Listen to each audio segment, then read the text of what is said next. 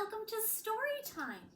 Those of you who know me from Storytime at the Highlands Mansion know me as Miss Guinevere, but here in Fairyland they call me Flyleaf the Book Fairy, and I'm so very happy that you could join me for stories today.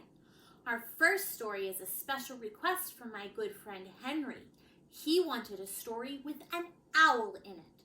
So today we will be reading Lenny and Lucy by Philip C. Stead.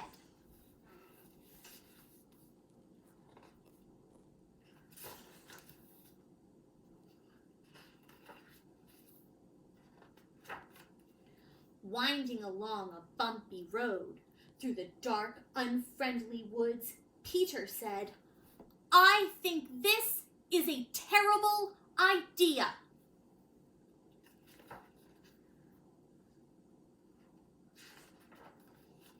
And when they finally left the woods and stood safely on the other side of the wooden bridge, Peter said, "This house is not as good as our old house.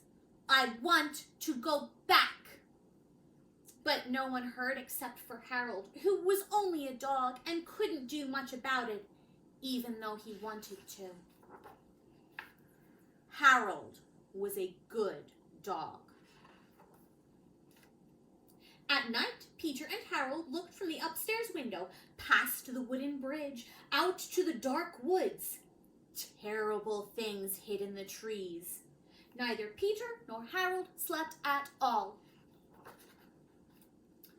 So, the next day, Peter made a tall pile of pillows, and after they'd toppled the pile 6 times, Peter ran inside to find just the right blankets.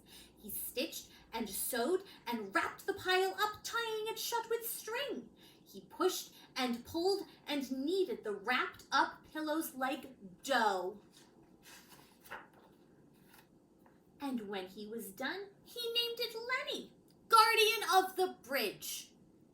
"Lenny will guard the bridge," said Peter, "and keep the dark woods on the other side where they belong." Harold wagged his tail. Peter and Harold watched from the upstairs window. They felt safe knowing that Lenny was there. He guarded the bridge silently, patiently, but with no one to keep him company.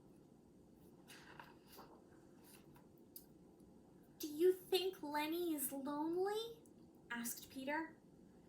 Then they worried about Lenny and his loneliness. And no one slept at all. So the next day, Peter brought breakfast to Lenny, toast and jam and a glass of milk. Then Peter gathered all the leaves on the ground and made a tall pile. And after they'd leapt into the pile 7 times, Peter ran inside to find just the right blankets. He pushed and pulled and kneaded the wrapped up leaves like dough. When he was done, he named her Lucy. And Lucy was a good friend to Lenny. Everyone slept, and the dark woods stayed on the other side of the bridge where they belonged. The next day, Peter, Harold, Lenny, and Lucy played a game of marbles. Harold was champion, everyone agreed. For lunch, they ate vegetable soup, and after soup, Peter began a collection of rocks. The others sat a while watching the woods and wondering about the things they couldn't see.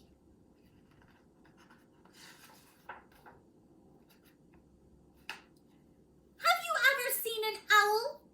asked Millie. Millie lived next door. She had binoculars that everyone could share, and a bag of marshmallows, too. "No," said Peter. "I have never seen an owl." Harold hadn't either. Let's see if you can see the owl.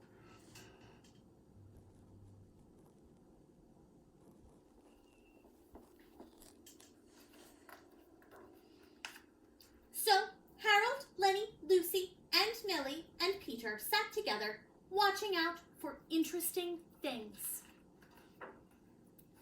Harold chased a squirrel or 2. And all the while, even after the lights were out, the dark woods stayed on the other side of the bridge, where they belonged. The end.